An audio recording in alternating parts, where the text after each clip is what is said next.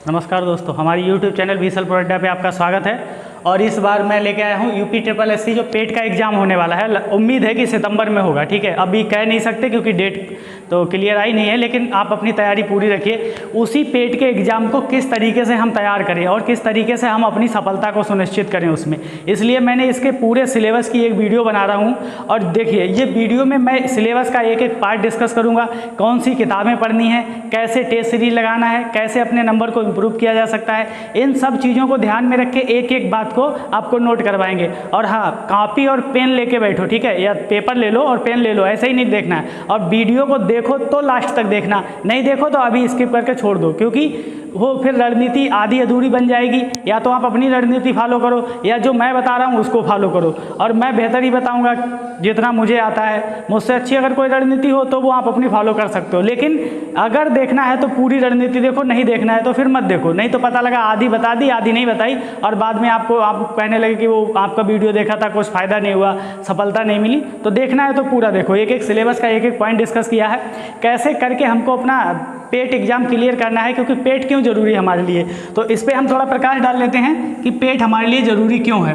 देखिए, आगे आने वाली 50,000 वैकेंसी के लिए पहले आपको पेट क्वालिफाई करना होगा, ठीक है। जो पेट का एग्ज़ाम होगा वो क्वालिफाई करना होगा। ये ऐसे ही मान लो जैसे पहले टीचर की नौकरी के लिए टेट, सुपर टेट, उसी हिसाब से एक पेट एग्ज़ाम आया, ठीक है। तो इस टेस्ट को पास करने के बाद जो वैकेंसी आएंगी, अब इन 50,000 वैकेंसी में कौन सी होंगी, लेखपाल की वैकेंसी हो सकती है, सुना जा रहा है कि 6-7 हज़ार वैकेंसी है। और जूनियर असिस्टेंट वगैरह की जो वैकेंसी होती है, UPSSC से निकलने वाली है, सचिव की वैकेंसी है, ग्राम विकास अधिकारी की, ये सारी वैकेंसी इससे ही आएंगी अब, ठीक है। और जो रेवेन्यू इंस्पेक्टर की और अन्य जो वैकेंसी आती हैं वो भी इसी से आएंगी। अब पेट मान लो किसी का क्वालिफाई नहीं, ठीक है।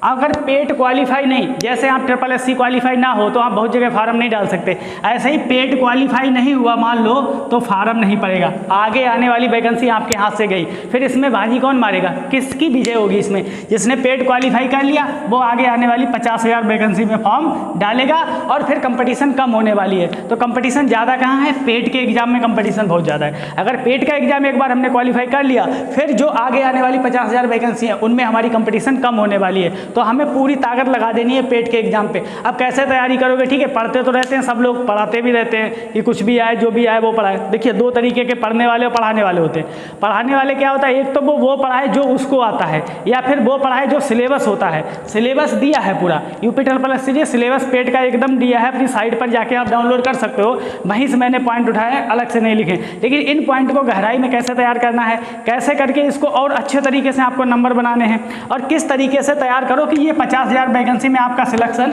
हो, और कब तक आएंगी, ठीक है। ये उम्मीद है कि देखो, चुनाव है अगले साल 22 में चुनाव है, तो चुनाव से पहले वैकेंसी तो आएंगी, क्योंकि चुनाव से पहले नहीं आएंगी तो चुनाव में जाएंगे तो क्या कहेंगे। तो चुनाव के मुद्दे को ध्यान में रख के वैकेंसी आएंगी, ठीक है। और हर सरकार देती है वैकेंसी चुनाव से पहले, ये कोई नई बात नहीं है। ये आपके लिए गोल्डन अपॉर्चुनिटी है। अगर इसको बजा सकते हो तो अच्छा है, नहीं बजा सकते तो फिर भाई देख लो, अगले 2-4 साल जब भी आपका नंबर आएगा दोबारा घूम के तो देख लेना। और जिन लोगों की उम्र होने वाली है, ठीक है, वैकेंसी में, वो ज़्यादा ध्यान दें, क्योंकि उनको फिर दोबारा मौका मिलेगा नहीं, तब तक पता लगे ओवर एज हो गए। तो अब पेट के एग्जाम को कैसे क्वालिफाई करें, कौन सी टेस्ट सीरीज लगाएं, कैसे टेस्ट लगाएं, क्या लास्ट ईयर टेस्ट ज़्यादा इंपॉर्टेंट है, ये सारे क्वेश्चन का जवाब मैं अब आपको देने वाला हूँ। अभी मैंने इसमें जो GS का पार्ट है, ये भी एक मोटा मोटा अंदाज़ा लगा लीजिए। इसमें जो GS का पार्ट है वो 30 + 20 मानो। 30 + 20 क्यों लिखा मैंने? मैं सीधे 50 भी लिख सकता था, नहीं, 50 नंबर का GS है तो, लेकिन ये 30 नंबर का GS है, जिसको आप परंपरागत GS या स्टैटिक GS बोलते हो। स्टैटिक GS समझते हो, जो लूसेंट की किताब में दिया होता है, या फिर आप जो प्रतियोगिता दर्पण या किरण प्रकाशन की जो किताबें पढ़ते हो उनमें जो GS दिया होता है वो है परंपरागत 30 नंबर का, ठीक है। इसमें क्या आएगा, इतिहास होगा, भूगोल होगा, नागरिक शास्त्र, ये सारी चीज़ें इसमें आएंगी। लेकिन यहाँ पे 20 नंबर को 2 भागों में बांटा है, ठीक है। ये 20 नंबर के GS में 10 नंबर का होगा आपका समसामयिकी, जिसको आप बोलते हो करंट अफेयर्स। एक नया पार्ट जो अभी तक इस एग्जाम में नहीं था, इस एग्जाम में नहीं था, ये UPPCS RO ARO उस बड़े एग्जाम में पूछा जाता था। यहाँ है समसामयिक मुद्दे के अलावा यहाँ पे पूछा जाता है पड़ोसी देशों से संबंध, IR इंटरनेशनल रिलेशन वगैरह, ये सब चीज़ें यहाँ से पूछी जाती हैं। तो इस पार्ट को अब आप देख लो, अपने आप डिसीजन लो कि भाई 30 नंबर में आपको सब पढ़ना है, इतिहास, भूगोल, नागरिक शास्त्र, जितना भी GS है, पूरी लूसेंट की किताब रटनी है साइंस में। और कितने नंबर में? 30 नंबर में। अभी यहीं देखो, अभी मैं भारतीय इतिहास सिर्फ 5 नंबर का, ठीक है। स्वतंत्रता अगर भारतीय राष्ट्रीय आंदोलन, ये भी इतिहास में ही गिनो क्योंकि इतिहास ही होता है, ये भी 5 नंबर का। अब 10 नंबर में आपको पूरा इतिहास याद करना है। अब करो, कहाँ से याद करोगे, ठीक है, कौन सा इंपॉर्टेंट है कौन सा नहीं इंपॉर्टेंट है। चलो test series important, test series ये टेस्ट सीरीज वो टेस्ट सीरीज, कुछ नहीं होने वाला, जैसे बताऊँ वैसा करो। देखो 30 नंबर का ये है और 20 नंबर का ये करंट अफेयर्स 10 नंबर के जो क्वेश्चन होंगे, अगर आप सही डाइट फॉलो करते हो, सही मैगजीन पढ़ते हो तो 10 नंबर में कम से कम 8 नंबर कर लोगे। और बाकी डेली जो लोग लिखते रहते हैं उनका जीएस करंट ही इतना हो जाएगा, तैयारी नहीं कर मिलेगा, फिर कहाँ से तैयारी कर लोगे, कैसे हो जाएगा। अब ये वाला है, ये नया पोर्शन है, इसके लिए पड़ोसी देशों से संबंध देखने हैं, जो पुरस्कार दिए जाते हैं, जो हालांकि ये दोनों मिला के अगर आप एक मुद्दे में बोलो तो करंट ही होता है, कौन सा पुरस्कार किसको दिया गया, कब दिया गया, ये सब घटनाएं कैसे हुई, ये सब इसमें आता है।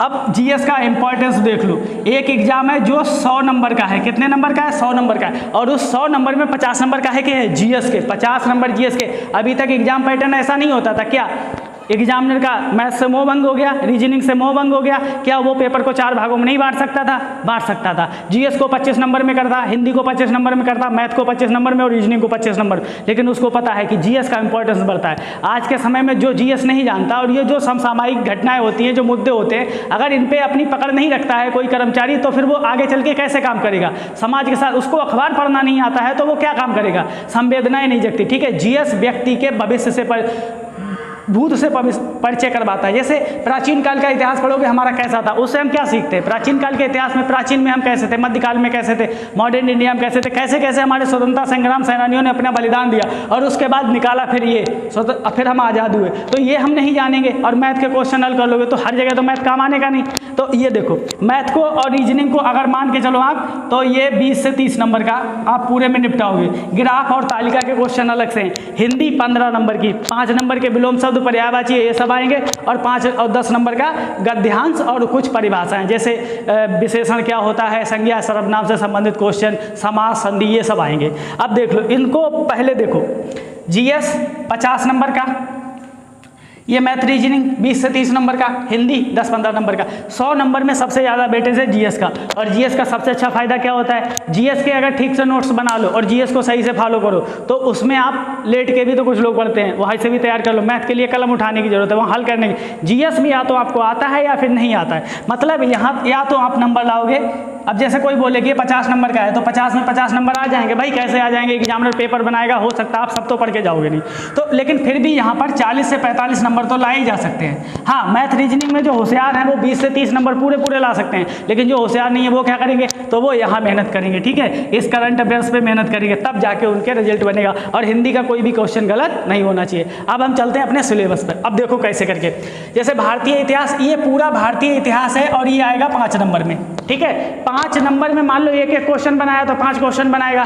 क्या पूछेगा, सिंधु घाटी सभ्यता पढ़ा होगा आपने। अब आपको क्या पढ़ना है सिंधु घाटी सभ्यता में, सबसे मेन बात है क्या पढ़ना है। सिंधु घाटी सभ्यता पूरी पढ़नी है नहीं, कैसे पढ़ना है। देखो यहाँ से क्वेश्चन लास्ट ईयर कैसे आए। अब मान लो लास्ट ईयर क्वेश्चन को कैसे ध्यान रखोगे, क्या आपने पिछले लेखपाल के पेपर देखे, क्या आपने जो रेवेन्यू इंस्पेक्टर का पेपर हुआ वो देखा है, last year UP triple S जितने पेपर हुए हैं क्या उनका जीएस देखा है आपने। अगर नहीं देखा है तो नहीं कर पाओगे, आपके समझ में ही नहीं आएगा कि क्वेश्चन बनेगा कैसे और कहाँ से बनेगा। लेकिन अगर देखें लास्ट ईयर पेपर तो पता लग जाएगा, और लास्ट ईयर पेपर देखना बहुत जरूरी है।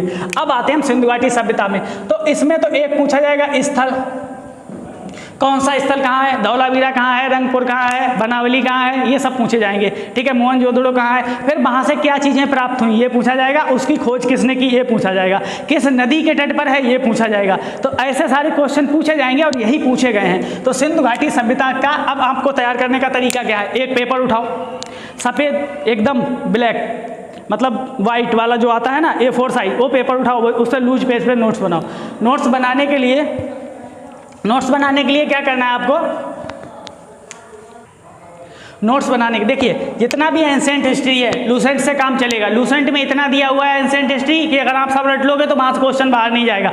अब मान लो 5 क्वेश्चन पूछने हैं तो एंसेंट हिस्ट्री, मिडिवल हिस्ट्री और मॉडर्न हिस्ट्री सब मिला के, ये मॉडर्न हिस्ट्री का पार्ट है, सब मिला के कितने पूछेगा भाई एंशिएंट से कम पूछेगा, मिडिवल से थोड़े ज़्यादा पूछेगा और मॉडर्न से सबसे ज़्यादा पूछता है। यही ट्रेंड रहता है हर परीक्षा का। अब पूछने क्या, वो सब एंशिएंट से पूछ, लेकिन फिर भी हम पढ़ने में यही टेक्निक अपनाएंगे कि मॉडर्न ज़्यादा पढ़ेंगे, उससे कम मिडिवल पढ़ेंगे, उससे कम एंशिएंट पढ़ेंगे। इसका मतलब ये नहीं कि मुझको कम पढ़ना है, जितना ज़्यादा पढ़ सको उसकी बात कर रहा हूँ मैं। तो यहाँ सिंधु घाटी सभ्यता का आपको एक पेज पे नोट्स बना लेना है, ठीक है। अगर आपके पास नोट्स हैं बहुत अच्छी बात है, उसको ही रिवीजन करो, नए नोट्स मत बनाओ। आप जो किताब पढ़ चुके हो आज तक वही किताब पढ़ो, ठीक है। अगर लूसेंट पढ़ रहे हो तो उसका ही बार बार रिवीजन करो। कोई मास्टर बता देगा कि वो किताब लाओ, नई किताब लाओ, नई किताब नहीं लेनी है, अब टाइम नहीं है नई किताब पढ़ने का, जो किताब है वही पढ़ो। तो यहाँ से सिंधु घाटी सभ्यता क्वेश्चन। अब देखो वैदिक संस्कृति आ गई। वैदिक संस्कृति में पूर्व वैदिक काल मतलब ऋग्वैदिक काल और उत्तर वैदिक काल, इसमें बहुत सारे क्वेश्चन पूछे जाएंगे कि गायत्री मंत्र किस में होता है, सोम का जो सोम पान किया जाता था जिसको पीते थे वो उसका वर्णन किस में है। तो ऐसे बहुत से क्वेश्चन पूछे जाएंगे। किसको सबसे ज़्यादा मंत्र हैं, मतलब इंद्र को सबसे ज़्यादा मंत्र 250 मंत्र समर्पित है, अग्नि को 200 मंत्र समर्पित हैं। ऐसे बहुत से क्वेश्चन हैं। यहाँ से सिंधु घाटी सभ्यता के लोगों का व्यवसाय क्या था, क्या करते थे, गाय को अघन्या कहा जाता था, ऐसे क्वेश्चन पूछे जाते हैं यहाँ से। और लूसेंट में ठीक ठाक मात्रा में दिया है, लूसेंट के अलावा और कुछ पढ़ने की जरूरत नहीं है यहाँ पे वैदिक संस्कृति में और सिंधु घाटी सभ्यता में। बौद्ध धर्म, जैन धर्म से क्वेश्चन जरूर पूछे जाते हैं। बौद्ध धर्म के बारे में क्या पूछा जा सकता है, सुनो। इसमें लिखा हुआ था, सिलेबस जब मैं पढ़ रहा था उसमें लिखा था बौद्ध की जीवन परिचय। जीवन परिचय क्या क्या हो सकता है, उनकी शिक्षाएं। उनकी शिक्षाएं क्या है, उनकी शिक्षाएं मान लो कि चोरी ना करना, अस्तेय, ये सब सत्य, तो वो वाली सब शिक्षा है, ठीक है। अष्टांगिक मार्ग वाली, अष्टांगिक मार्ग में क्या क्या दिया हुआ है और इनके जीवन से संबंधित, इनका जन्म कब हुआ था, ठीक है, इनके पिताजी का क्या नाम था, माताजी का क्या नाम था, ठीक है, और पहली बार घर से बाहर गए थे तो उस घटना को क्या कहा था, इनको कहाँ ज्ञान प्राप्त हुआ था। ये सारे क्वेश्चन, इनके जीवन परिचय संबंधित क्वेश्चन का 1-2 पेज में नोट्स बनाओ। अगर बना हुआ है तो मुझे तो ठीक लग रहा है कि लूसेंट में ये भी दिया हुआ है ठीक मात्रा में, बस याद करने वाली बात है, आप कैसे याद करते हो। लूसेंट पर्याप्त है इसके लिए, लूसेंट के अलावा दूसरी बुक नहीं। देखो कोई कुछ भी कहे, पेट एग्जाम के लूसेंट बाइबल है, ठीक है। लूसेंट इतनी ज़्यादा इंपॉर्टेंट है पेट एग्जाम के लिए, जब तक उसको आप बार बार नहीं पढ़ोगे, उसके फैक्ट दिमाग में बैठेंगे नहीं, या तो फिर आप कहीं दूसरे नोट्स फॉलो करते हो, अच्छी बात है, बहुत अच्छी बात है। लेकिन अगर कुछ भी नहीं करते हो तो फिर भाई लूसेंट उठा लो। और अगर कोई कोचिंग कर रखी है तो उनके नोट्स पहले पढ़ो, ठीक है। कोई भी कोचिंग कर रखी है, कोचिंग वाले नोट्स अच्छे ही देते हैं, पहले कोचिंग वाले को नोट्स पढ़ो, उसके बाद लूसेंट को जरूर पढ़ो, क्योंकि बगैर लूसेंट पढ़े आपको लगता नहीं है कि ये सारे क्वेश्चन हो पाएंगे। अगला जैन धर्म। जैन धर्म के बारे में भाई सब क्वेश्चन की, जैन धर्म का प्रवर्तक कौन था, पहला प्रवर्तक कौन था, 24वें प्रवर्तक कौन थे, ऐसे करके, ठीक है। किनका वर्णन ऋग्वेद में है, इनकी शिक्षाएं क्या क्या थी, इनके ग्रंथ कौन कौन से, ऐसे सारे क्वेश्चन जैन धर्म से पूछे जाएंगे। अगला गुप्त वंश, ठीक है। शायद यहाँ पे एक वंश छूट गया है, मैं यहाँ पे लिख दे रहा हूँ मौर्य वंश।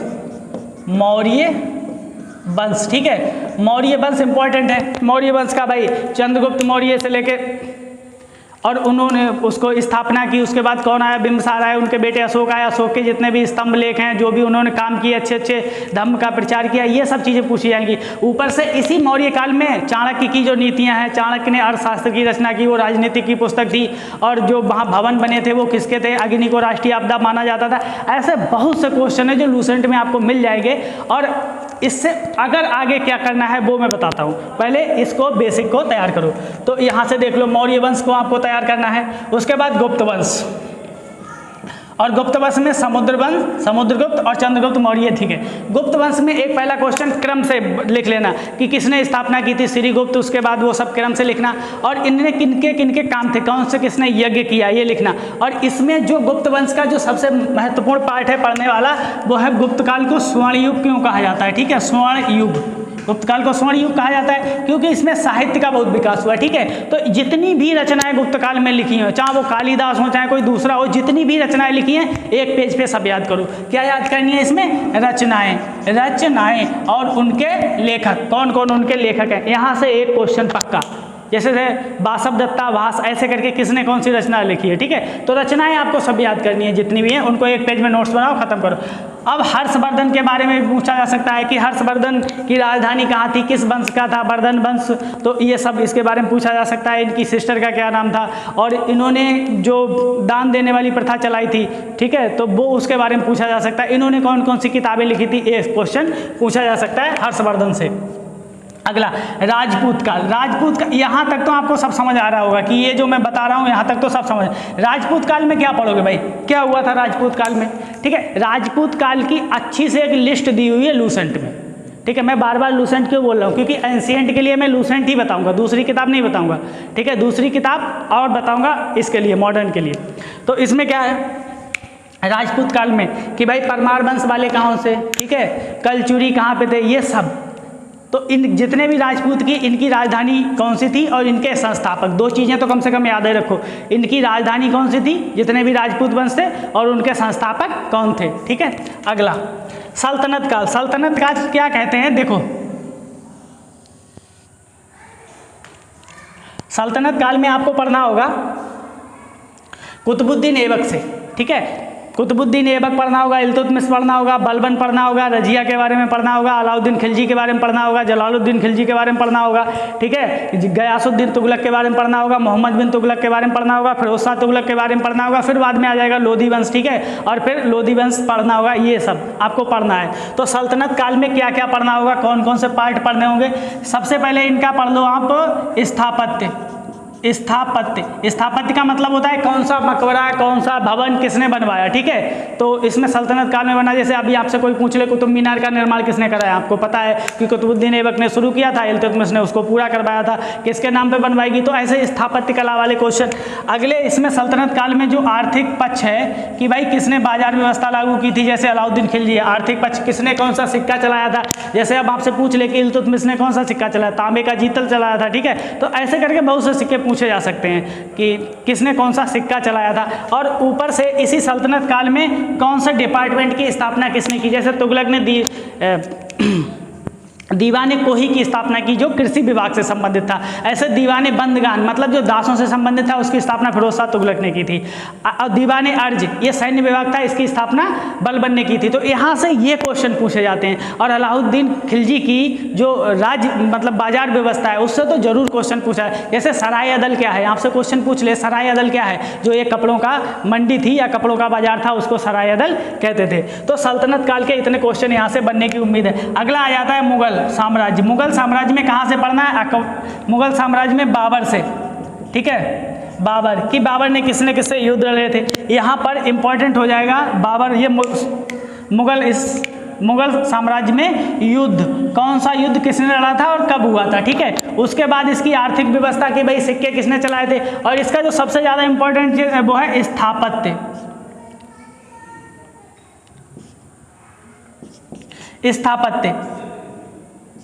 स्थापत्य कला में क्या है कि आगरे का ताजमहल किसने बनवाया था, ठीक है, शाहजहां। और वो लाल किला किसने बनवाया था, मोती मस्जिद किसने बनवाई थी, ठीक है। और ये सब चीज़ें, ठीक है, ये पूछी जाएंगी। स्थापत्य इसका बहुत इंपॉर्टेंट है, इसको नोट करें। मैं जितना इंपॉर्टेंट बता रहा हूँ, वीडियो अगर मैं तेज बोल रहा हूँ क्योंकि गर्मी बहुत ज़्यादा है, इसलिए मुझे जल्दी जल्दी वीडियो बनानी खत्म करनी, नहीं तुम्हारा उत्साह भी खत्म हो जाएगा। लेकिन तुम रोक के उसको नोट कर लिया करो कि बताया क्या है, तब फायदा होगा इसका, ठीक है। तो इसका स्थापत्य पढ़ना होगा आपको कि कौन सा स्थापत्य था, कौन से भवन किसने बनवाए। यहाँ से एक क्वेश्चन और पूछा जाता है, मकबरा।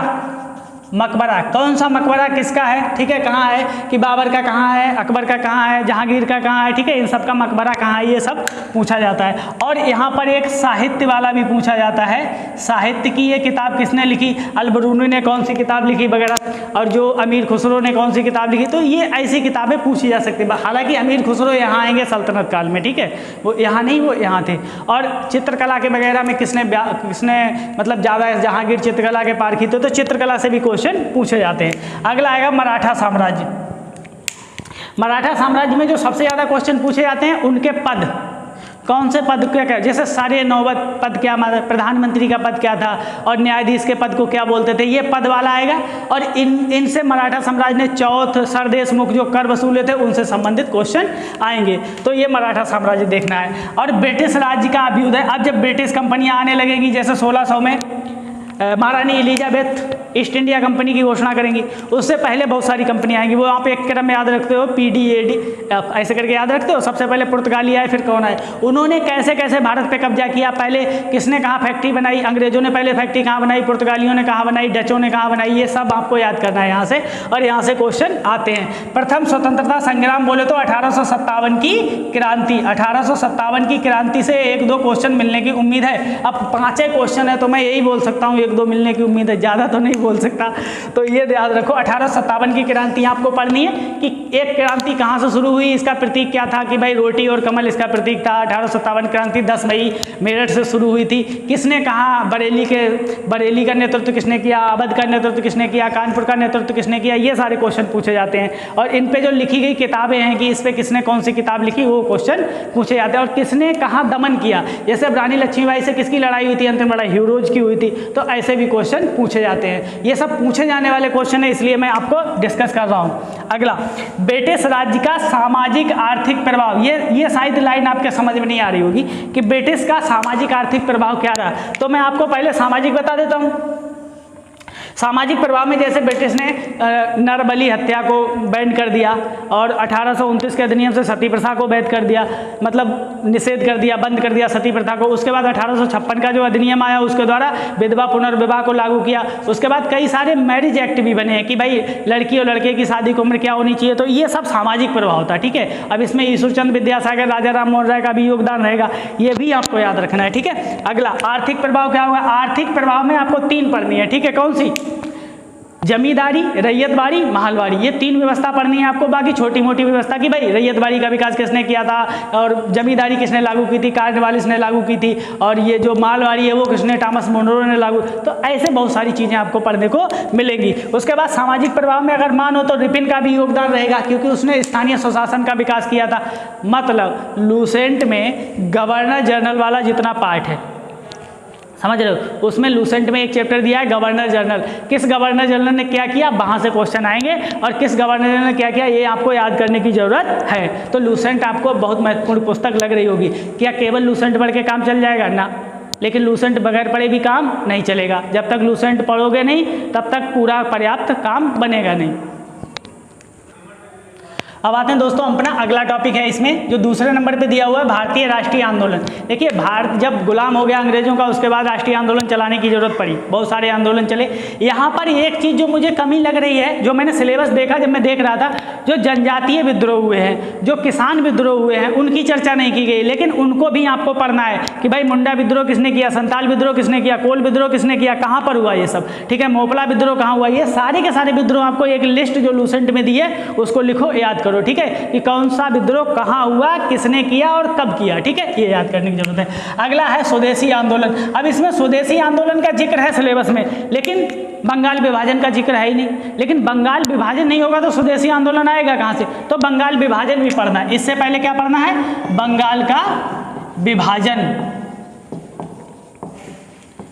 बंगाल का विभाजन, ठीक है। और स्वदेशी आंदोलन पढ़ लो कि भाई स्वदेशी आंदोलन कब शुरू हुआ था, कब शुरू हुआ, कहाँ शुरू हुआ, किसने शुरू किया, कौन कौन सी पत्रिकाएं इसमें चलाई गई, कौन कौन से स्कूलों की स्थापना हुई, कौन कौन से प्रमुख नेता थे, ये सब स्वदेशी आंदोलन में पढ़ने की जरूरत है। और स्वदेशी आंदोलन कौन था और कपड़ों की होली कहाँ जलाई गई थी और किसने कपड़ों की होली जलाने को मना किया था, किसने हाथ में राखी बांधने को कहा था, ये सारे क्वेश्चन स्वदेशी आंदोलन से पूछे जाते हैं। अगला गांधीवादी आंदोलन, ठीक है। अब गांधी जी एंट्री मारते हैं कब भारत में, मान लो आंदोलन के हिसाब से 1915 में एंट्री मारेंगे और 1915 के बाद 2 साल तक घूमते रहेंगे पूरे भारत में, क्योंकि इनके राजनीतिक गुरु गोपाल कृष्ण गोखले ने कहा था कि पहले भारत को जानो, और जब तक भारत को जानोगे नहीं तब तक आप भारत को आज़ाद नहीं करा सकते। ऐसे ही जब तक आप सिलेबस को जानोगे नहीं, सिलेबस का एक एक पॉइंट नहीं जानोगे, सिलेबस की एक एक लाइन नहीं जानोगे, आप क्वालिफाई नहीं कर सकते, ठीक है। पढ़ना अलग चीज़ होता है, कंपटीशन क्वालिफाई करना अलग चीज़ होता है।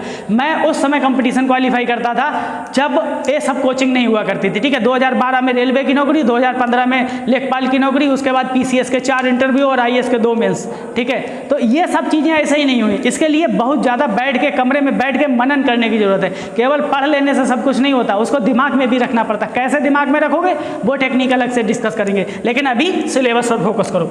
अगला क्रांतिकारी आंदोलन। अब भाई क्रांतिकारी आंदोलन सिलेबस में लिख दिया, तो क्रांतिकारी आंदोलन कहाँ कहाँ हुए, पहला देश से बाहर कहाँ कहाँ हुए, देश से बाहर, ये भी आपको याद करना है, बाहर कौन कौन से आंदोलन हुए, और देश के अंदर, ठीक है, देश के अंदर।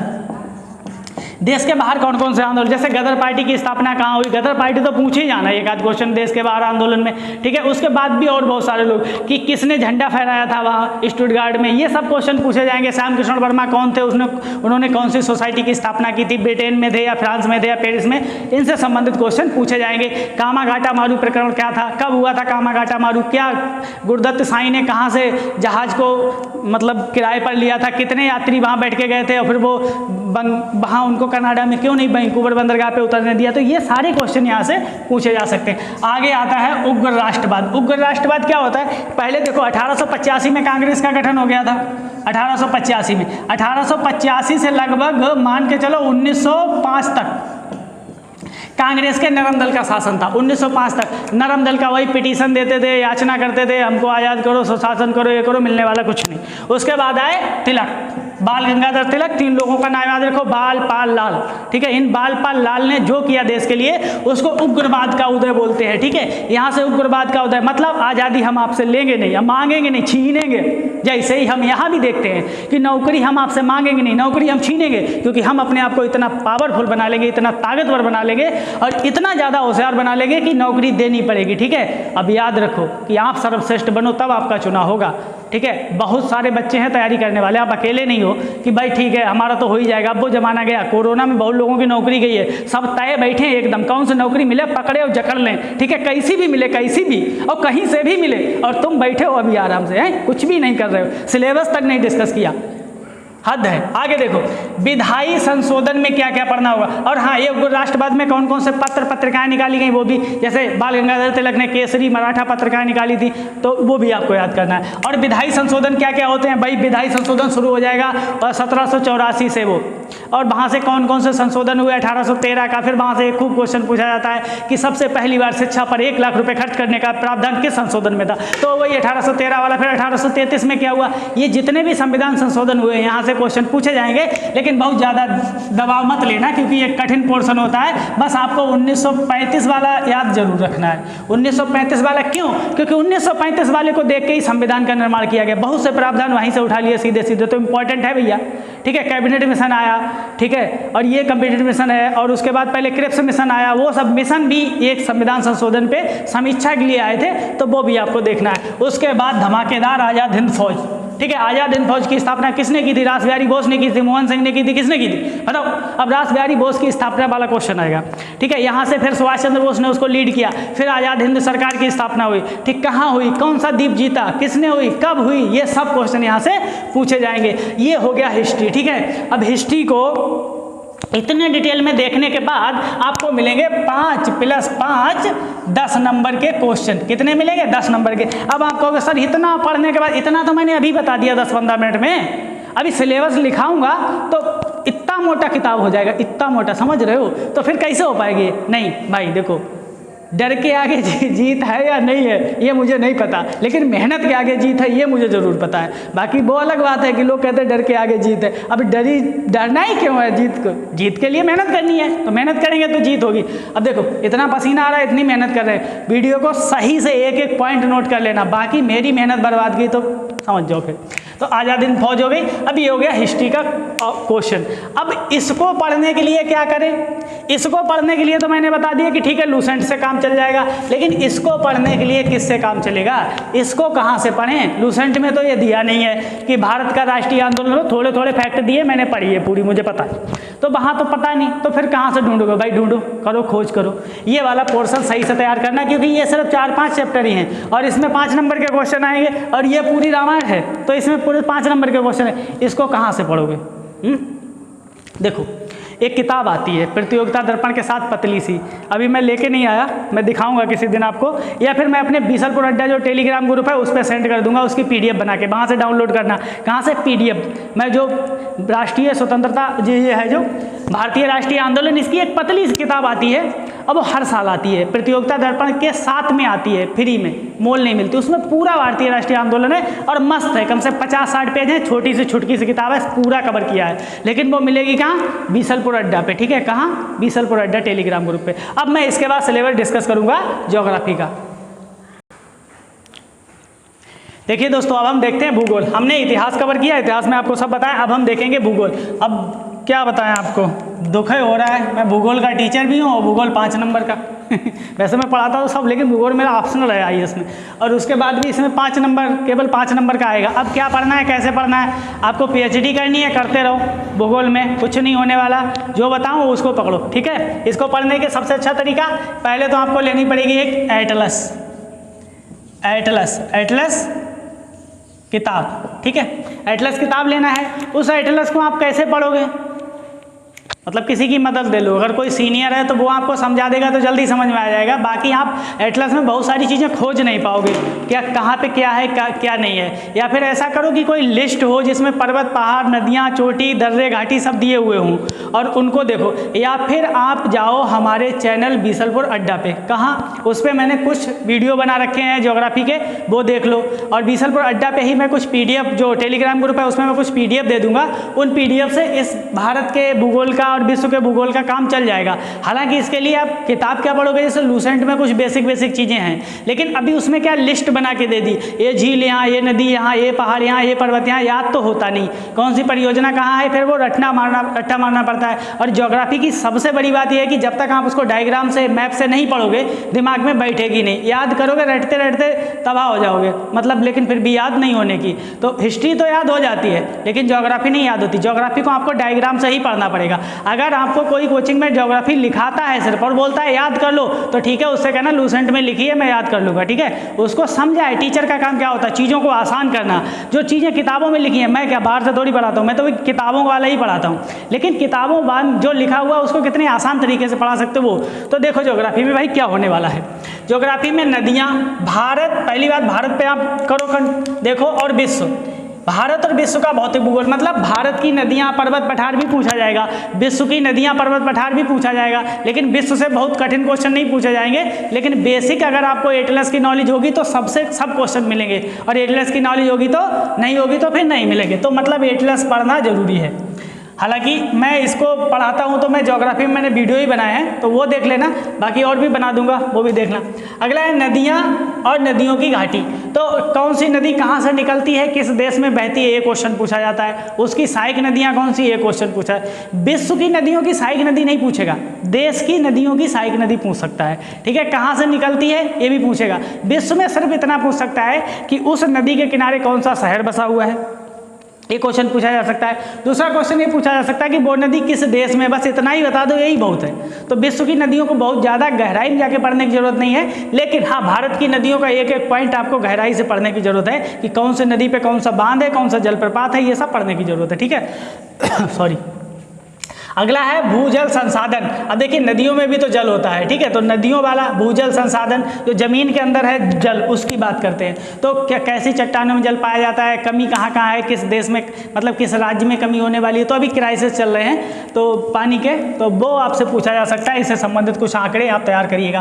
पर्वत, पठार और हिमनद। पर्वत, पठार विश्व के भी पूछे जा सकते हैं, जैसे रॉकी पर्वत कहाँ है, एंडीज पर्वत कहाँ है, एटलस पर्वत कहाँ है, अल्पस पर्वत कहाँ है, ठीक है, ये तो एड्रियाटिक पर्वत कहाँ है, ये बहुत सारे पर्वत हैं, ठीक है, तो वो पूछे जा सकते हैं विश्व के। और देश के भी पर्वत, पठार, मैदान, भारत को हिमालय पर्वत के बारे में, हिमालय पर्वत की चोटियाँ, ये भी पूछा जा सकता है, ठीक है, और वो पूछेगा ही पूछेगा अगर वहाँ से पूछेगा। और पठार कौन सा सबसे ऊँचा पठार है, जैसे तिब्बत का पठार है, ऐसे ही कोलंबिया का पठार है, मानसो ग्रासो का पठार है, ये सब पठार, ठीक है, बोल्विया का पठार है, ये विश्व के पठार और देश के भी पठार। देश में छोटा नागपुर का पठार है, ठीक है, मालवा का पठार है, काठियावाड़ का पठार है, बेंगलुरु का पठार है, ये सब पठार जितने भी हैं, और प्रायद्वीपीय पठार है, शिलोंग का पठार है, ये सबके बारे में कुछ कुछ नॉलेज आपको होनी चाहिए। अगला मरुस्थल। भारत के मरुस्थल और विश्व के भी मरुस्थल, शुष्क क्षेत्र मरुस्थल को ही कहते हैं। तो भारत के मरुस्थल और विश्व का मरुस्थल का सिर्फ नाम बता दो यार, कि किस देश में कौन सा मरुस्थल है, बस इतना ही पूछेगा। और भारत के मरुस्थल के बारे में थोड़ी बेसिक जानकारी भी होनी चाहिए, जैसे कि भारत के मरुस्थल में कौन सी नहर बहती है। अब जैसे थार मरुस्थल है अपना, तो उसमें इंदिरा गांधी नहर बहती है, वहाँ से क्वेश्चन पूछे कौन कौन सी झीलें हैं तो मरुस्थल में, ठीक है। और मरुस्थल में अरावली पर्वत के उधर क्या है, या वहाँ कौन सी नदी निकलती है, जैसे लूनी नदी है, ये सब नदियाँ निकलती हैं, तो यहाँ से क्वेश्चन पूछे जा सकते हैं। फिर आएगा भाइयों हिमनद।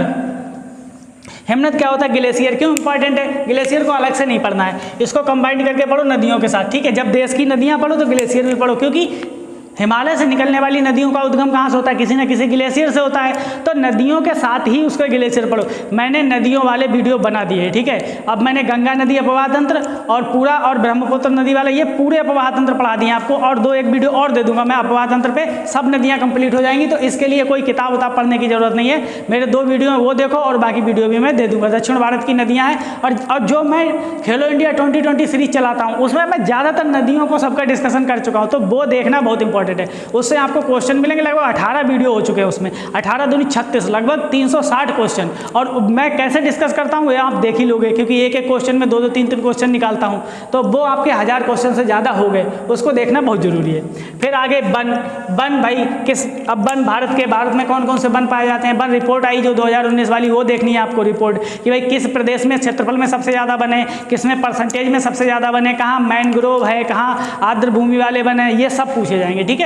तो यहाँ से आपको अच्छी नॉलेज होनी चाहिए। खनिज संसाधन, ठीक है, किन चट्टानों में खनिज संसाधन पाए जाते हैं? अब इसमें धात्विक खनिज आ जाएंगे, अधात्विक खनिज आ जाएंगे, लेकिन विशेषकर भारत के संबंध में, विश्व के नहीं। अब जैसे मोटा मोटी क्वेश्चन पूछ लिया, कूल गार्डी जो है खाने, उनसे क्या निकाला जाता है? सोना निकाला जाता है। यूरेनियम का उत्पादन कहाँ ज़्यादा होता है, ठीक है, या फिर तांबे का उत्पादन कहाँ ज़्यादा होता है, चांदी का कहाँ ज़्यादा। बस ये छोटा मोटा क्वेश्चन विश्व से बनेगा, लेकिन ज़्यादातर क्वेश्चन भारत से बनेंगे। जैसे छोटा नागपुर पठार में कौन कौन से निकलते हैं, उड़ीसा किसके उत्पादन में सबसे आगे है। अब हर राज्य के बारे में आपको थोड़ी थोड़ी नॉलेज होनी चाहिए। राजस्थान में क्या ज़्यादा निकलता है, जिंक का उत्पादन कहाँ होता है, मैग्नीज का उत्पादन कहाँ होता है, ऐसे क्वेश्चन पूछे जाएंगे, और इन क्वेश्चन को मैप से तैयार कर सकते हो, ठीक है। तो ये हो गया।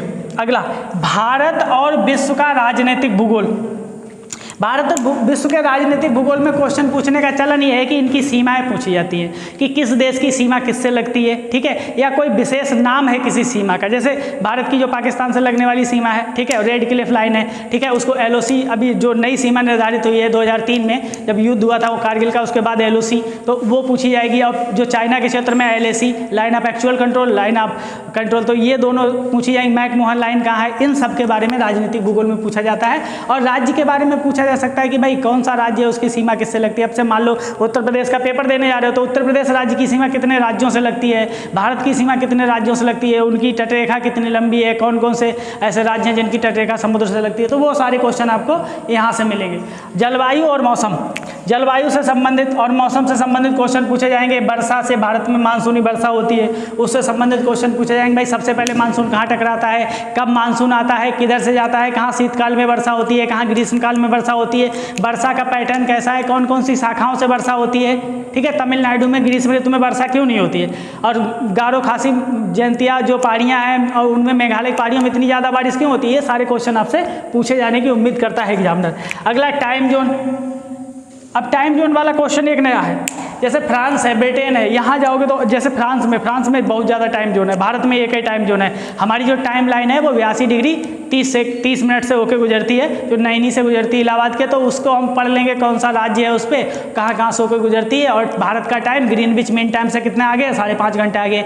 ये सारे क्वेश्चन यहाँ पे टाइम जोन के बारे में पूछे जा सकते हैं। अगला, जनसंख्या परिवर्तन तथा प्रभाव। देखिए जनसंख्या परिवर्तन तथा प्रभाव, आप ज्योग्राफी को मत समझिए, इसमें सब जोड़िए, इसमें इकोनॉमिक्स भी आ जाएगा और जनसंख्या के जितने भी आंकड़े हैं वो भी आएंगे। अब जनसंख्या में लिंगानुपात कितना है, जनसंख्या घनत्व कितना है, मातृत्व मृत्यु दर कितना है, शिशु मृत्यु दर कितना है, ये जितने भी आंकड़े हैं, सबसे ज़्यादा जो प्रजनन दर है वो किस राज्य का है, सबसे ज़्यादा साक्षरता किस राज्य की है, पुरुषों की साक्षरता कितनी है, महिलाओं की साक्षरता कितनी है, ये सारे क्वेश्चन जनसांख्यिकी परिवर्तन से आते हैं। तो इसका तो एक नोट्स बना ही लो, क्योंकि यहाँ से 1-2 क्वेश्चन मिलने की उम्मीद है। अब दोस्तों सबसे बड़ी बात यह है कि कौन सी ऐसी हम किताब लें जिससे हमारा ज्योग्राफी का सिलेबस कवर हो जाए। तो सच बताओ तो ऐसी कोई किताब नहीं है जिससे पूरा का पूरा ज्योग्राफी का सिलेबस कवर हो जाए। लेकिन इसके लिए भी आप देख सकते हो, एक तो ल्यूसेंट देख सकते हो, और दूसरा अगर किसी के पास कोई घटना चक्र की पुरानी किताब पढ़ी हो तो वो देख सकते हो। और एटलस जरूरी है देखना, एटलस, ठीक है। तो एटलस के बहुत सारे वीडियो हैं। अब जैसे मैं ही वीडियो बनाता हूं तो मेरे वीडियो देखो, बाकी और कहीं अगर किसी दूसरे चैनल पे वीडियो मिलते हैं एटलस के किसी ने पढ़ाया तो उसको देखो यार। ऐसा जरूरी नहीं होता, जहां से नॉलेज मिले खींचो। ऐसा नहीं कि मैं ही पढ़ाता हूं वही पढ़ो, नहीं, मैं जो पढ़ा रहा हूँ मैं अपने हिसाब से बेहतर पढ़ाता हूँ, आपको अच्छा लगे आप वो देखो, नहीं तो दूसरे चैनल पे जाओ वहाँ देखो, जहाँ भी मिले वहाँ देखो, अच्छा देखो, बस कोई बेवकूफ़ बनाता हो उसका चैनल मत देखो, लेकिन जो सही पढ़ाता है उसका चैनल देखो, जरूर देखो, वहाँ से नॉलेज प्राप्त करो। और ज्योग्राफी को डायग्राम में याद रखो, भारत का नक्शा तो रटा हुआ रहना चाहिए, सभी राज्य याद होने चाहिए, केंद्र शासित प्रदेश याद होने चाहिए, जैसे मैं पहले ही क्लास में अपने बता देता हूँ। तो मैं ज्योग्राफी पढ़ाते समय एकदम पूरा डायग्राम पे रखता हूँ, जो बच्चे पढ़े हैं उनको पता है। अगला अब हम आ जाते हैं भारतीय अर्थव्यवस्था। अर्थव्यवस्था को कैसे कवर करें, इसके साथ एक दुर्घटना घटती है। ये जो इसमें ना जितना होता है परंपरागत समझते हो, जैसे लूसेंट की नॉलेज या और किताब की नॉलेज, लेकिन जितना उससे ही ज़्यादा इसमें करंट बहुत पूछा जाता है इकोनॉमिक्स से। अब इसको कवर कैसे करोगे, जैसे ये वाला पार्ट योजना आयोग और पंचवर्षीय योजना लूसेंट में मिलेगा, ठीक है, मैं एल लिखे दे रहा हूँ, एल का मतलब लूसेंट में, ठीक है। तो ये पार्ट आपको लूसेंट में मिलेगा, आप देख लो, अच्छे से पढ़ लो कि भाई किस योजना में गरीबी हटाओ का नारा दिया गया था, कौन सी योजना किस मॉडल पे आधारित होती है, पहली योजना में किसको वरीयता दी गई थी, ठीक है, पहली योजना में, दूसरी योजना में किसको वरीयता दी गई, तीसरी योजना में किसको वरीयता दी गई, कौन कौन से उद्योग धंधे किस योजना में लागू किए गए, कब योजना में छुट्टी रही, योजना अवकाश जिसको बोलते हैं वो, कौन सी योजना कब तक चली, सरकार किसकी थी उस समय। तो यहाँ से बहुत सारे क्वेश्चन, हालांकि 12 पंचवर्षीय योजना है, 12 के बाद फिर पंचवर्षीय योजना होना बंद हो गई। अभी क्या है, योजना आयोग भी नहीं है, पहले था अब नहीं है, अभी इसकी जगह पे आ गया है नीति आयोग। तो हम नीति आयोग इसमें हालांकि डिस्कस नहीं किया है, लेकिन ये जो 2014 के बाद जब पहली बार मोदी गवर्नमेंट बनी थी, मतलब बीजेपी की सरकार आई थी पहली बार से, तब से जो सुधार है उनको पढ़ना है, पहले इस पर बात कर लेते हैं। फिर है मिश्रित अर्थव्यवस्था। मिश्रित अर्थव्यवस्था क्या होती है, एक बार मैं क्वेश्चन भी पूछ चुका हूँ मिश्रित अर्थव्यवस्था से। इसमें निजी क्षेत्र की अर्थव्यवस्थाएं और सरकारी क्षेत्र की। अब इसमें बहुत सी कंपनियां आएंगी, वो आपको पढ़ना पड़ेगा कि गेल, भेल, सेल ये सब कहाँ स्थापित हुई हैं, कहाँ इनके मुख्यालय है, किसका उत्पादन करती हैं। तो ऐसी कंपनियां, हवाई अड्डे वगैरह ये सब पूछे जाएंगे इस अर्थव्यवस्था में, ठीक है। और निजी क्षेत्र में जैसे रिलायंस इंडस्ट्री के बारे में पूछ सकता है, रिलायंस जियो के बारे में ऐसे, और कौन सा जैसे मोटर कार बनाती है, कौन सी कंपनी है वो एल्युमिनियम का उत्पादन करती है, ये सब क्वेश्चन यहाँ से पूछे जाते हैं मिश्रित अर्थव्यवस्था। हरित क्रांति का तो चैप्टर ज़्यादातर पढ़ने वाले बच्चे तैयारी कर लेते हैं, इसमें कुछ पढ़ना क्या है आपको पता है, सबको पता रहता है। हरित क्रांति किससे संबंधित थी, हरित क्रांति के जनक कौन थे, विश्व में कौन जनक थे, भारत में कौन जनक थे, किस चीज़ का उत्पादन बढ़ा, कहाँ बढ़ा, क्या फायदे हुए, क्या नुकसान हुए, कौन सा गेहूँ था, बस ये सब याद करना है। तो हरित क्रांति होगी। श्वेत क्रांति का भी आप दो कि श्वेत क्रांति के जनक कौन माने जाते हैं, वर्गीस कुरियन माने जाते हैं। और यहाँ से ऑपरेशन फ्लड किससे संबंधित है, दुग्ध उत्पादन से संबंधित है। कहाँ चलाया गया था, आनंद में चलाया गया था, गुजरात में स्टार्टिंग हुई थी और पूरे देश में सहकारी समितियां बना के दूध को खरीदा गया, इससे किसानों को फायदा हुआ। तो दुग्ध क्रांति से संबंधित जितने भी अब योजनाएं भी जो भी चल रही हैं वो भी पढ़ना। हरित क्रांति से संबंधित जितनी योजनाएं चलती हैं और ये श्वेत क्रांति से संबंधित जितनी भी योजनाएं चलती हैं वो आपको पढ़नी है। अब यहाँ से आता है नया।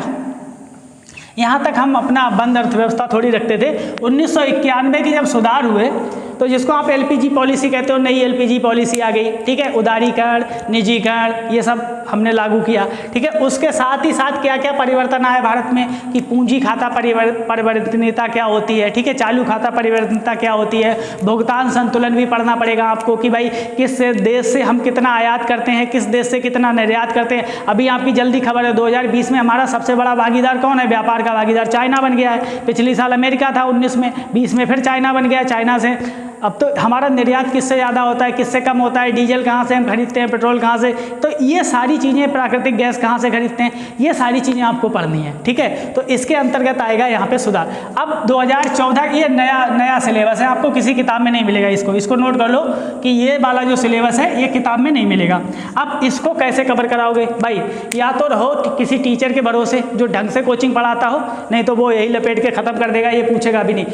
90% बच्चे ऐसे होते हैं तैयारी करने वाले जिनको अपना सिलेबस याद नहीं होता। भाई सिलेबस याद नहीं, कैसे की तैयारी ठोसो, मतलब कोई तैयारी है ही नहीं, बस पढ़े जा रहे हैं, ये तो गधा मजूरी हुई ना। फिर उसको एक टेक्निकल वे में पढ़ो, उसको आधार बना के पढ़ो, उसमें दिमाग लगाओ, कैसे करके अच्छे नंबर लाए जा सकते हैं ये देखो। तो 2014 के बाद ये किसी किताब में नहीं मिलेगा। अब लेकिन कृषि सुधार क्या हुए तो क्या देख सकते हो, जो योजनाएं आई हैं कि प्रधानमंत्री फसल बीमा योजना है, प्रथम प्रधानमंत्री सिंचाई योजना है, कृषि संबंधित जितनी भी योजनाएं हैं,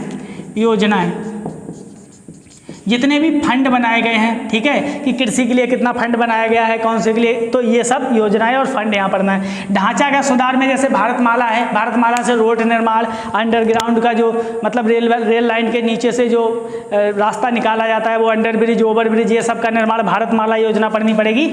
यहाँ पे भारतमाला मान लो, और ये जो सागरमाला, दो, भारतमाला और सागरमाला, ये योजनाएं ढांचागत विकास के लिए आई हैं। और भी योजनाएं हैं तो वो यहाँ पर भी आपको ज़्यादातर योजनाओं पर ही ध्यान देना है, ठीक है, क्योंकि जब से 2014 से सरकार ये आई है तो उससे उस समय योजनाएं खूब चालू की गई हैं और योजनाओं से खूब क्वेश्चन पूछे जाते हैं। अगला है श्रम सुधार। श्रम सुधार में इस समय रविंद्र वर्मा कमीशन, अब ये श्रम सुधार ना अभी ऐसे कोई नहीं पढ़ाएगा आपको, लेकिन ये IAS के टॉपिक है। जो आप यहाँ पढ़ रहे हो कि कृषि सुधार क्या होगा, ढांचागत सुधार, अभी 3 किसान बिल लाए गए, ये भी पढ़ने हैं आपको कि इससे संबंधित क्या क्या प्रॉब्लम है, कैसे, ये सब IAS का मैटर है। यहाँ पे PCS में पूछा जाता है, लेकिन वनडे एग्जाम में इसके फैक्चुअल चीज़ पूछी जा सकती है। तो श्रमिक सुधार क्या है, रविंद्र वर्मा कमीशन के आधार पर 4 कृषि, पहले 44 कृषि कानून, श्रम कानून थे 44, अब उनको 4 कोड में निर्धारित किया गया है। उनको छोटा छोटा करके और अच्छे करके उनमें पॉइंट मिला के 4 कोड में बना दिया गया। तो वो आपको श्रम संहिता जिसको बोलते हैं वो पढ़नी है आपको। कहाँ से पढ़ते हो, देख लो भाई, इंटरनेट पे सर्च करो, कहीं से भी गूगल करो, ये देखो श्रम संहिता। आगे है आर्थिक सुधार। आर्थिक सुधार में जैसे GST भी एक आर्थिक सुधार ही है, लेकिन इन्होंने अलग से मेंशन किया है सिलेबस में, तो आपको पढ़ना पड़ेगा कि GST परिषद के काम क्या क्या है, किस किस पे टैक्स लगता है, GST कितना लगता है, 5% स्लैब कितना है, 10% कितना है, 15 कितना है और एक्स्ट्रा कितना लगता है, ये सब आपको देखना पड़ेगा GST में। आर्थिक सुधार में और भी बहुत सारे सुधार हुए हैं, इतनी योजनाएं चली हैं, तो वो सब योजनाएं आर्थिक सुधार में आपको देखनी है। तो ये हमारा यहाँ तक सिलेबस हो गया इसका।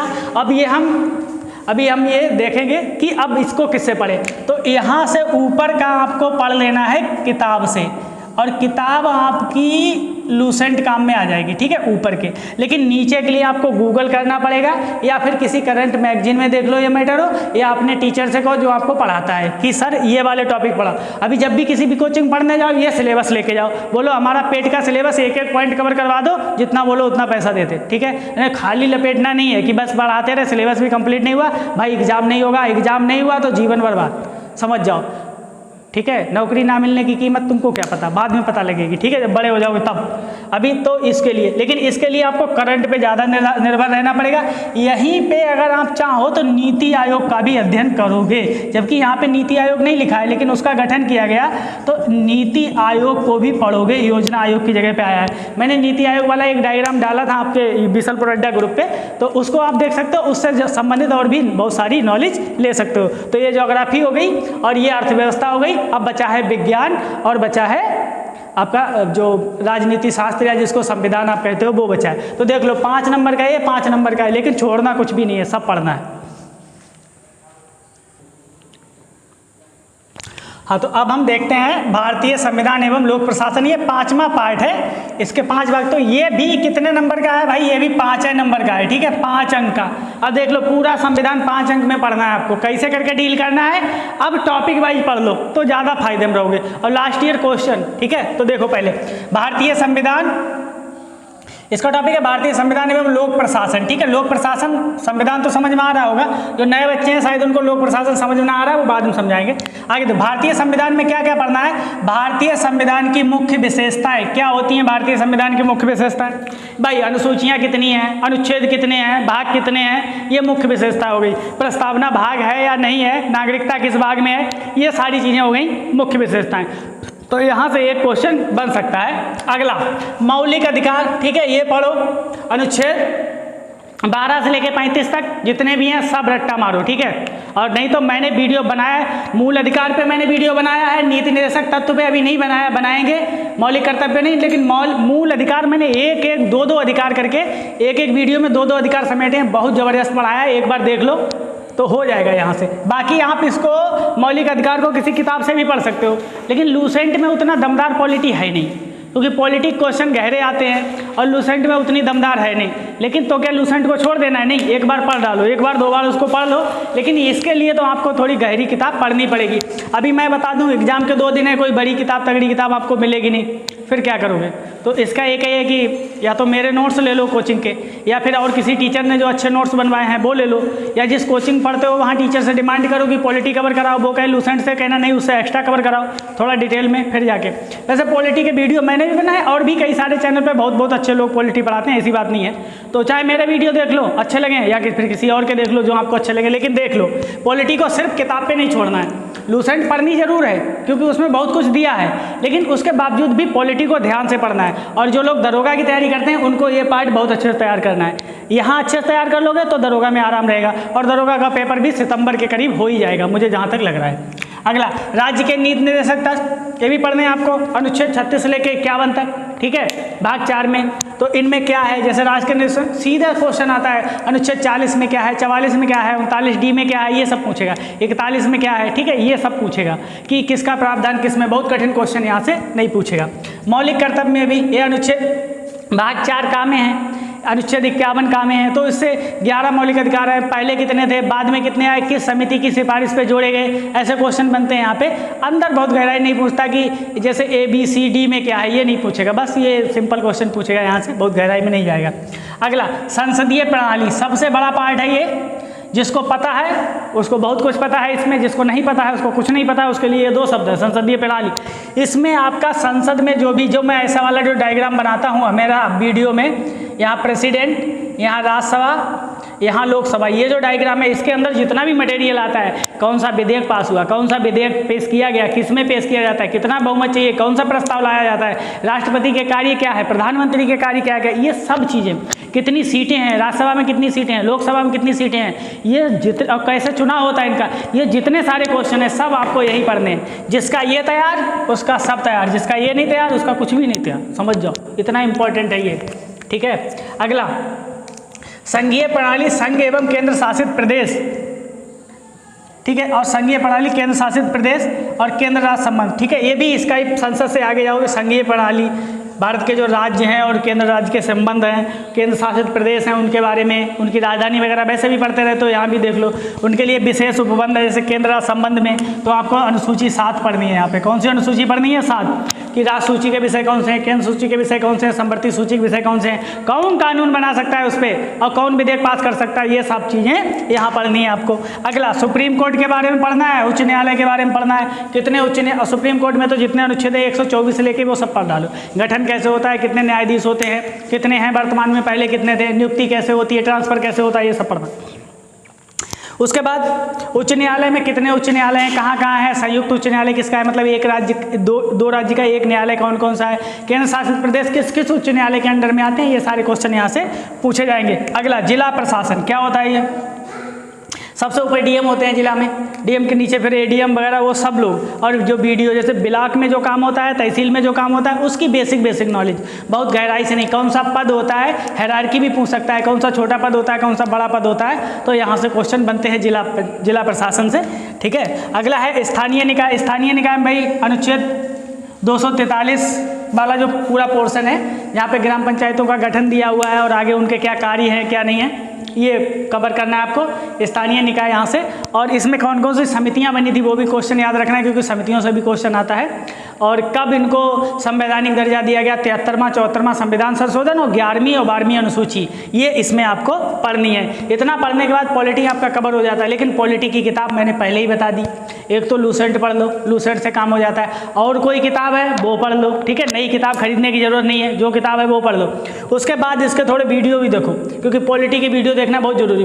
पॉलिटी से कभी कभी कॉन्सेप्चुअल क्वेश्चन बनते हैं जो डायरेक्ट उससे नहीं फंसते। लेकिन हाँ, मैं उम्मीद करता हूँ कि घटना चक्र से काम, मतलब घटना चक्र तो नहीं पढ़ना है, लूसेंट से काम चलेगा लेकिन उतना अच्छा नहीं, तो आप इसके वीडियो भी देख लो किसी के, या फिर कोई नोट्स हों अच्छे किसी भी टीचर के या जो अच्छा पढ़ाता है उससे देख लो, तो ये काम चल जाएगा।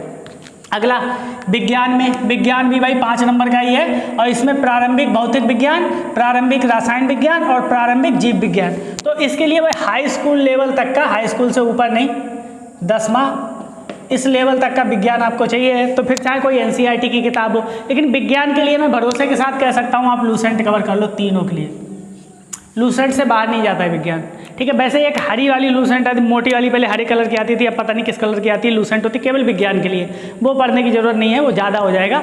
5 नंबर का है तो कितना दिमाग लगाओगे, वो अपने काम का नहीं, खाली PhD करने बैठ गया उससे होता जाता कुछ है नहीं भाई। जब जितना कॉस्ट बेनिफिट भी देखना है कितने में कौन सा तैयार होगा, तो सबसे ज़्यादा ध्यान आपको किसको देना है, प्रारंभिक विज्ञान पे देना है। उसके बाद इस भौतिक विज्ञान पे सबसे ज़्यादा जीव विज्ञान, उसके बाद भौतिक विज्ञान और तीसरे नंबर पे रसायन विज्ञान। तो चाहे क्रम डाल लो, इसको सबसे ज़्यादा पढ़ना है फर्स्ट नंबर पे, इसको सेकंड नंबर पे, इसको थर्ड नंबर पे। यहाँ से सबसे कम क्वेश्चन आएंगे, यहाँ से सबसे ज़्यादा आएंगे, यहाँ से थोड़े कम आएंगे, यहाँ से थोड़े और ज़्यादा कम आएंगे। तो 5 एक क्वेश्चन है, मान लो 3 इससे बनेंगे तो एक इससे कहीं बन सकता है, और रसायन विज्ञान से हो सकता है नहीं भी पूछे, अब एग्जामिनर की मर्जी। तो ऐसे करके ये सिलेबस हुआ पूरा GS का। 50 नंबर का सिलेबस मैंने डिस्कस किया। अब आओ पॉइंट पे, ये तो हो गया सिलेबस, कैसे पढ़ना है, कहाँ से पढ़ना है, ठीक है। अब क्या क्या करोगे, पढ़ने के तरीके क्या होते हैं, और कैसे करके उसको दिमाग में बिठाया जाए, और कैसे करके आप नंबर ज़्यादा लाओ। तो सबसे पहले क्या होता है, रीडिंग, मतलब पढ़ो, रीड करो कोई बुक या नोट्स, ठीक है। उसके बाद टेस्ट दो। टेस्ट कहाँ से दोगे, आजकल प्राइवेट टेस्ट सीरीज बहुत चल रही है, लेकिन प्राइवेट टेस्ट सीरीज की दिक्कत क्या है, ये साहिब वाली टेस्ट सीरीज इतना गंदा पेपर बनाते हैं यार। पेपर बनाने के लिए कुछ भी बना दोगे, कहीं से भी क्वेश्चन उठा लोगे, मतलब ना कोई पेपर का सेंस, लास्ट ईयर कैसा क्वेश्चन आया था, एग्जामिनर कैसा क्वेश्चन पूछता है, आयोग कैसा क्वेश्चन पूछा, इससे उनको कुछ भी फर्क नहीं पड़ता। बस उठा के बस क्वेश्चन बनाने के लिए एक दिन में पैदा कर रहे हैं आजकल क्वेश्चन टेस्ट सीरीज वाले, कहाँ से पैदा कर दें, नया क्वेश्चन बना दें और स्टूडेंट को अपने ऊपर लुभा लें। देखो लोग लुभावने वादे अच्छे नहीं होते, चाहे वो सरकार के हों, चाहे वो टेस्ट सीरीज वालों को, जो ठोस वादे करे उस पर ध्यान दो, ठीक है। तो ये नोट्स है, बुक है, इसको रीडिंग करो। उसके बाद टेस्ट दो। टेस्ट का सबसे पहला चरण क्या होना चाहिए, प्रथम चरण में टेस्ट आप वो दोगे जो लास्ट ईयर पेपर आए हैं उनको सॉल्व करो। और लास्ट ईयर पेपर सॉल्व करने से क्या होता है, एक ये पता लग जाता है कि क्वेश्चन बनता कैसे है, ये पता लग जाता है कि हमको पढ़ना क्या है। सबसे ज़्यादा अगर कहीं मेहनत करनी है, इस पूरे डिस्कशन में मैंने जो 1 घंटा का लगभग वीडियो बनाया है, इसमें सबसे ज़्यादा डिस्कशन करनी है तो वो है पिछले साल के पेपर, रोज एक करना है, रोज, चाहे वो पुलिस कांस्टेबल में आया हुआ पेपर हो, चाहे दरोगा में आया हुआ पेपर हो, जो भी वनडे एग्जाम के पेपर आपको मिले, चाहे वो दिल्ली पुलिस का पेपर हो, ठीक है, चाहे वो किसी अन्य राज्य का पेपर हो, बस आया हुआ पेपर होना चाहिए।